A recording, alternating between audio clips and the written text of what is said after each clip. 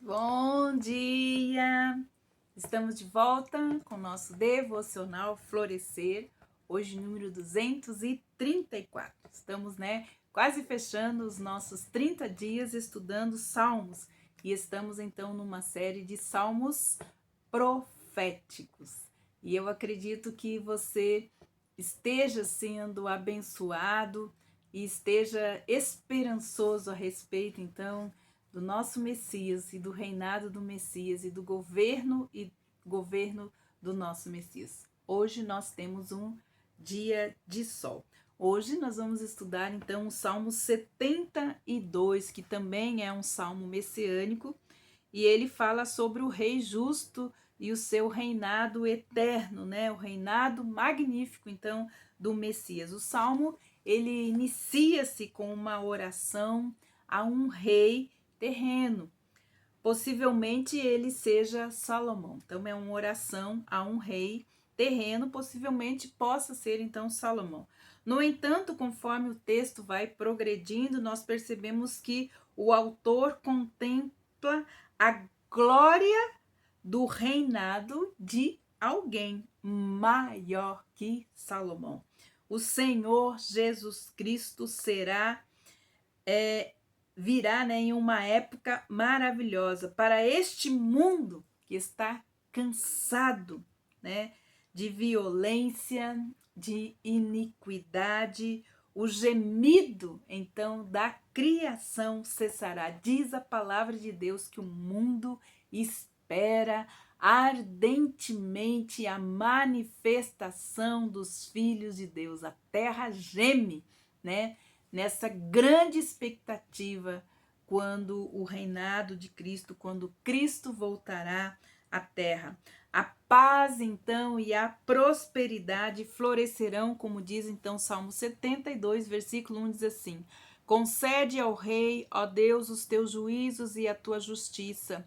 Ao filho do rei, julgue ele com justiça o teu povo e os teus aflitos com equidade. E os montes trarão paz e também as colinas trarão a justiça. Então nós temos exatamente aqui essa esperança, de que a paz e a prosperidade florescerão. Então apresenta aqui nesse início uma oração de cerimônia de posse de algum rei. A tradução, tem uma tradução a respeito desse primeiro momento, desses primeiros momentos desse salmo, que é assim: conceda ao rei a tua própria capacidade de justiça, que o herdeiro do trono seja justo como tu és. Então, todas as referências a ele e dele, que diz aqui no restante desse salmo, quando fala dele, quando fala ele, serão cumpridas, então, definitivamente, essas promessas, quando o Redentor estabelecer o seu reino resplandecente na terra. Mas como se manifestará, então, o seu reino? A palavra de Deus diz que o reino de Deus, ele será paz, alegria e justiça. Como você sabe que o reino de Deus está naquele lugar, está sendo manifesto, está sendo glorificado naquele lugar, quando há paz, quando há alegria, quando há justiça. Então, os dois nós lemos aqui: julgue ele com justiça o seu povo e os teus filhos com equidade. Então, com justiça o rei julgará o seu povo e aos necessitados com equidade. Então, equidade é uma palavra que sempre aparece nos salmos messiânicos, falando sobre a justiça, sobre a igualdade. Então, equidade é a retidão, é igualdade, é justiça, é imparcialidade, é conformidade, é simetria, é equilíbrio, ou seja, a equidade é o oposto daquilo que nós estamos vendo hoje, nós temos lá no Novo Testamento, fala que o espírito da iniquidade, ele opera hoje no coração dos homens. Então, tudo que é o oposto à iniquidade, porque todo o pecado toda a corrupção, tudo o que tem se levantado contra os padrões, os princípios de Deus, eles são gerados da onde? Da iniquidade, né? Então, fala lá que o espírito da iniquidade é que tem gerado todo tipo de afastamento, de desligamento do homem, do seu Criador, então fazendo coisas abomináveis. Então, Jesus, ele deu uma máxima a respeito disso. O que quereis que os homens vos façam? Falando, então, como que a justiça pode prosperar na vida de alguém. Então, ele fala exatamente isso. O que quereis que os homens vos façam? Façais vós também. E aí você que deseja, então, ser amado, respeitado, ame e respeite. Então faça isso. Se assim agirmos, a corrupção, o suborno, a opressão deixará de existir. Quando nós agirmos também com justiça, tudo aquilo que o homem plantar, ele vai colher. Mas tudo aquilo que você quer que os homens vos façam, faça você primeiro. Isso é equidade, isso é justiça. Os julgamentos, eles serão então, quando há equidade, serão conduzidos sem parcialidade e os aflitos, né, não ficarão então em desvantagem. No versículo 3 nós temos: os montes trarão paz ao povo, também as colinas atarão com justiça. De modo geral, então a Bíblia utiliza os montes, as montanhas, para se referir também às autoridades governamentais. Olha que interessante, que simbolismo interessante, né? Os montes e montanhas também, além de revelarem, né, o poder e a autoridade que Deus tem, também revela, refere-se às autoridades governamentais. A ideia aqui, portanto, é indicar que os súditos no reino de Cristo receberão justiça e equidade em todos os tribunais da terra. Se você for justo, será julgado com justiça. Se você for injusto, você pode sofrer, então, a injustiça. Então, os tribunais, ou será julgado em tribunais locais. No reinado do Messias, ele é o próprio rei do universo e ele será, então, o nosso advogado. Libertará, então, de uma vez por todos os necessitados, os pobres, os perseguidos, os malpagos, os oprimidos, e punirá aqueles que se aproveitam deles, como nós vemos no versículo 4. Julgue ele os aflitos do povo, salve os filhos dos necessitados e esmague, então, o opressor.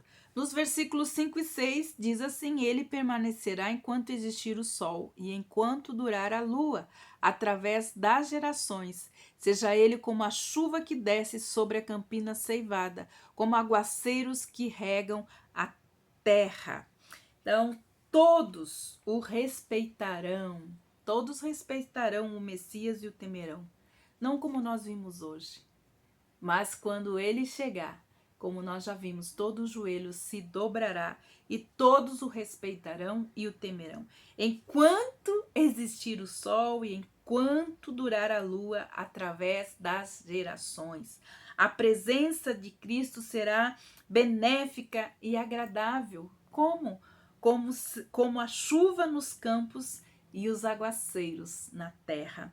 No reinado do Messias, ele florescerá então a sua justiça e no seu governo haverá paz em abundância enquanto durar a lua, esta promessa. Observe que a justiça aqui tem então uma origem. A justiça procede da paz. O efeito então da justiça será a paz e o fruto da justiça será repouso e segurança. Quando nós vamos lendo então o texto, então para sempre haverá repouso e segurança para aqueles que estiverem sobre o domínio do reino do Messias. Isaías 32:17 diz exatamente isso, né?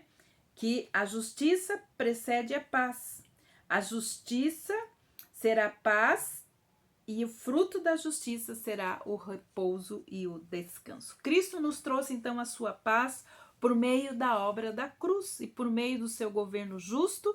Um dia trará paz a esse mundo dilacerado por guerras e por todas as oposições, aflições e perseguições. No versículo 8 ele declara então: domine ele de mar a mar e desde o rio até os confins da terra. Então declara o reinado de Cristo e ele alcançará então o domínio universal, incluindo todas as nações, até as que hoje lhe se opõem à sua autoridade. Ele se estenderá de mar a mar até os confins da terra. Então alcançará o domínio universal do reinado de Cristo. No versículo 9 diz assim: curvem-se diante dele os habitantes do deserto e os seus inimigos lambam o pó. Então, os inimigos de Cristo que se levantam contra Cristo, os anticristos que estão se levantando, lamberão o pó, ou seja, sofrerão uma derrota vergonhosa. Para concluir, então, este salmo, temos outras verdades incontestáveis, como todas as nações da terra reconhecerão o domínio de Cristo, todos os povos da terra o servirão. Cristo mostrará ao mundo quão preciosa é a vida das pessoas, que é o que nós não estamos vendo hoje.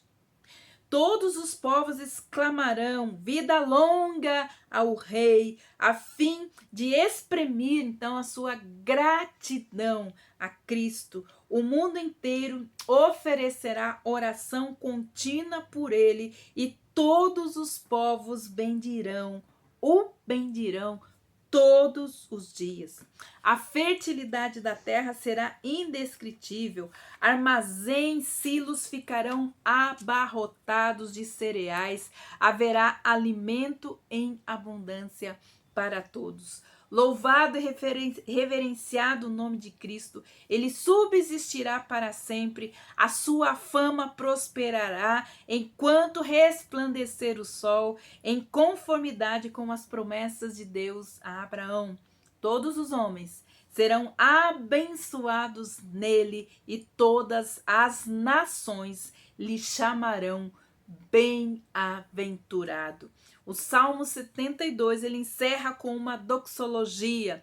Ou doxologia significa uma expressão de louvor, de honra e glórias a Deus. Dox significa glória, logia significa palavra. Então, na doxologia, o crente rende graças e glórias em reconhecimento à grandeza e à majestade do seu Senhor. O seu glorioso nome será louvado para sempre e da sua glória se encherá toda a terra. Para concluir, então, o Salmo 72 representa a última oração desse livro. O reino descrito nos versículos então anteriores era o assunto das últimas palavras de Davi, e nós encontramos então lá em 2 Samuel 23, versículos de 1 a 4. E representa então o alvo, deve representar o alvo então de suas orações. O desejo de Davi será atendido definitivamente quando o Messias assumir o trono e governar a terra. Que Deus abençoe você. Ancore a sua alma nessa esperança. A esperança é messiânica e o Messias virá. Deus abençoe você e até amanhã com o nosso devocional Florescer.